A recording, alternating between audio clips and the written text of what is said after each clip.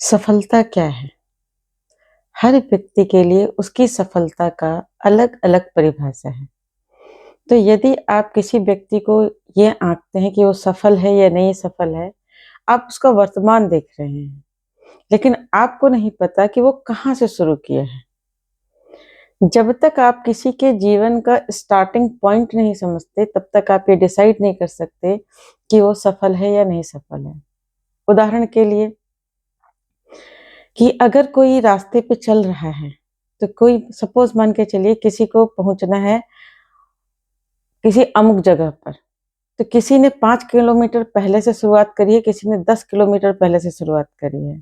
तो अगर कोई उस 5 किलोमीटर तक आता है और 5 किलोमीटर वाला जो पहले शुरुआत किया था वो लक्ष्य पर पहुँच जाता है, तो वो उसे ये सोचे कि वो असफल है, तो ये तो गलत बात है। क्यों? क्योंकि उसने भी 5 किलोमीटर चला है। दूसरी चीज़ एक तो आपने यहाँ पे समझा कि कहाँ से शुरुआत हुई। दूसरा कि आप जो कर रहे हैं, उसमें आपको संतुष्टि है, शांति है, आपको अच्छा अनुभव हो रहा है। यदि आपको संतुष्टि है, शांति और अच्छा अनुभव हो रहा है, तो आप सफल हैं।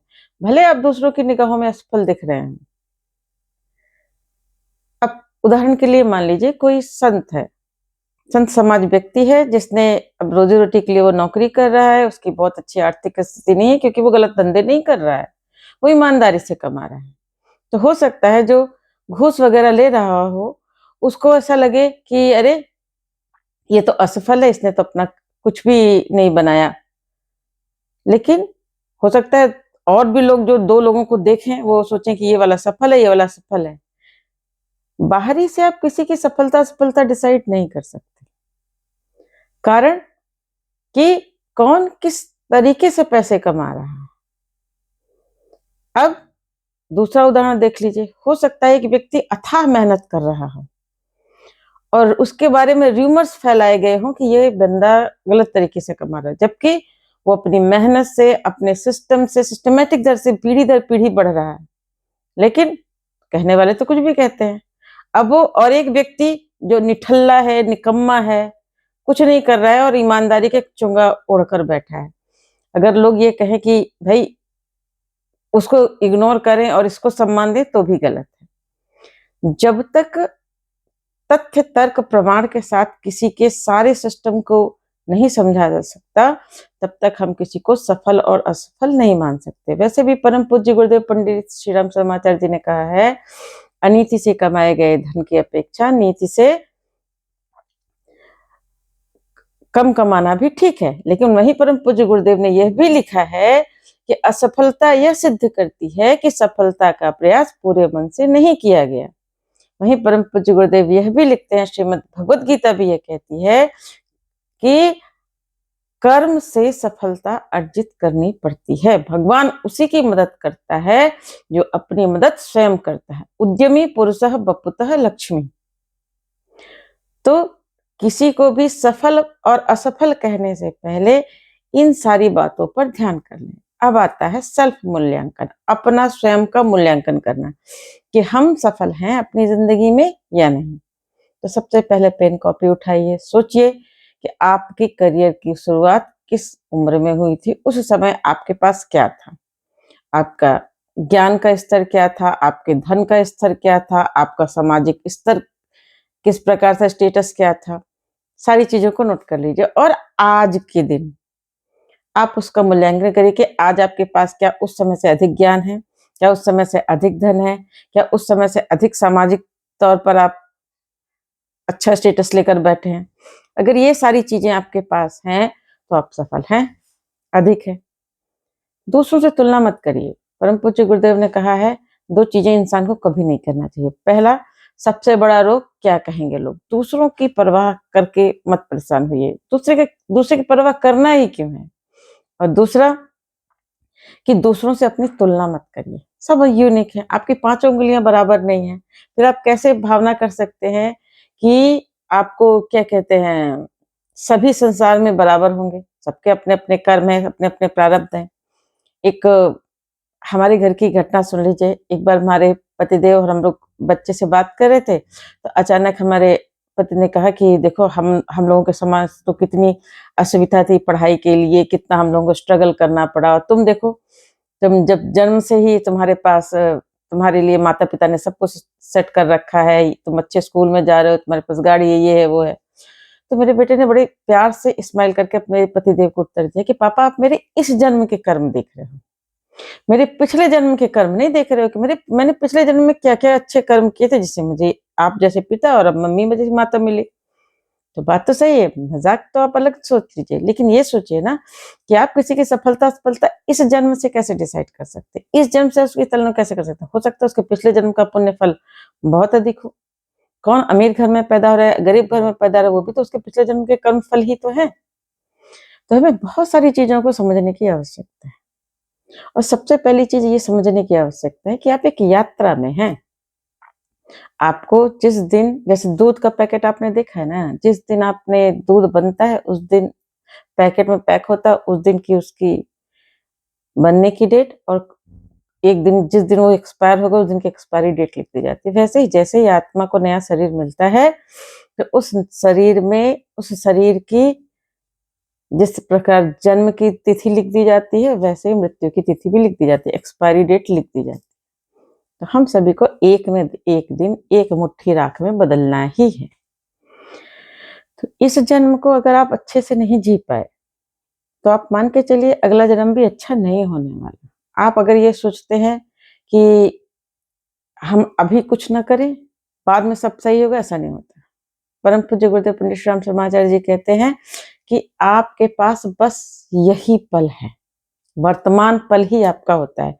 यही डिसाइड करता है कि आपका इसके बीत जाने पर यह डिसाइड होता है कि आपका अ जो भी आपका पास्ट है वो कैसा होगा, भूतकाल आपका कैसा होगा, और यही इसी पे किए गए कर्म के जो फल हैं, वो डिसाइड करते हैं आपका फ्यूचर कैसा होगा। तो ना तो हमें भूतकाल के यादों के खंडहर में जीना चाहिए, न ही हमें भविष्य की चिंताओं का रोना-रोना चाहिए। अगर आप पौधे की जड़ पर समय पर पानी सब कुछ दे रहे हैं, सारी व्यवस्था कर रहे हैं, तो फल अवश्य आएगा। इसी को कहते हैं कर्मण्येवाधिकारस्ते मा फलेषु कदाचन। तो जो भी काम कर रहे हैं, जिस चीज़ को भी कर रहे हैं, उसको ईश्वर के निमित्त मानकर करिए। अगर आपको प्रशंसा मिल रही है, तो ईश्वर के चरणों में चढ़ा दीजिए। अगर आपको गाली मिल गई या कोई परेशानी हो गई, तो भी भगवान के चरणों में चढ़ा दीजिए। अगर भगवान के निमित्त बनकर कार्य करेंगे और इस जो भी कर रहे हैं उसमें आनंद लेकर करेंगे, भगवान की सेवा समझकर करेंगे, तो विश्वास मानिए आपका यह जन्म भी अच्छा जाएगा और आपका अगला जन्म भी अच्छा होगा। क्योंकि जो ईश्वर के अनुशासन में जीता है, सही तरीके से स्वधर्म का पालन करता है, स्वकल्याण और आत्म कल्याण के साथ-साथ दूसरों के कल्याण की भावना भी रखता है, उसका यह जन्म भी अच्छा जाएगा और आने मृत्यु के पश्चात का जीवन भी अच्छा होगा। तो सफलता के लिए ये चीज़ आप ध्यान रखिए कि आप तभी जीवन में सफल माने जाएँगे, जब आप अपना स्व-मूल्यांकन अपने स्तर पर करेंगे। दूसरों के कहने पर अपनी मूल्यता को मत आँकिए, अपनी सफलता को मत आँकिए। इसको एक कहानी के साथ समझते हैं, उसके बाद मैं अपनी बात समाप्त करती हूँ। तो एक बार एक शिष्य ने अपने गुरुजी से पूछा कि गुरुजी बताइए कि मनुष्य अपना मूल्यांकन कैसे करे कि वो सफल है, असफल है, उसकी क्या वैल्यू है? तो गुरुजी ने कहा उसको एक रूबी का टुकड़ा देते हुए कहा कि इसको बेचना नहीं है, इसको तुम ले जाके सबसे उसका मूल्य पूछना है, हर किसी से मूल्य पूछो। तो बोले जब कोई मूल्य करे तो तुम बस उँगली से ऐसे कर देना। तो बोले ठीक है। तो एक सब्जी वाली जा रही थी, उसने कहा कि बोला कि ये खरीदोगे क्या? बोले हाँ, बोले मूल्य कितना हो सकता है? तो उसने कहा शायद, तो उसने कहा कि अच्छा ₹200 भाई ठीक है, दे दो मुझे। तो बोले नहीं, नहीं, मुझे नहीं देना है। फिर वो आगे गया, एक दुकानदार था, कपड़े का व्यापारी था, तो उसने देखा कि बड़ा अच्छा सुंदर है, तो उसने कहा अरे वाह! ये तो मैं अपनी दुकान में सजा लूँगा, अपने इससे कुछ ज्वेलरी बनवा लूँगा। तो उसने कहा कि कितने का है? तो उसने कहा ये, तो उसने सोचा कि ये 2000 का हो सकता है क्योंकि महँगा लग रहा है। उसके बाद वो एक सुनार की दुकान पे गया, सुनार ने कहा कि भई ये तो बड़ा अच्छा लग रहा है, बोले कितना दोगे? उसने कहा 2 लाख। उसने ऐसे कहा, तो उसने खुद मूल्यांकन किया, लगभग 2 लाख होगा।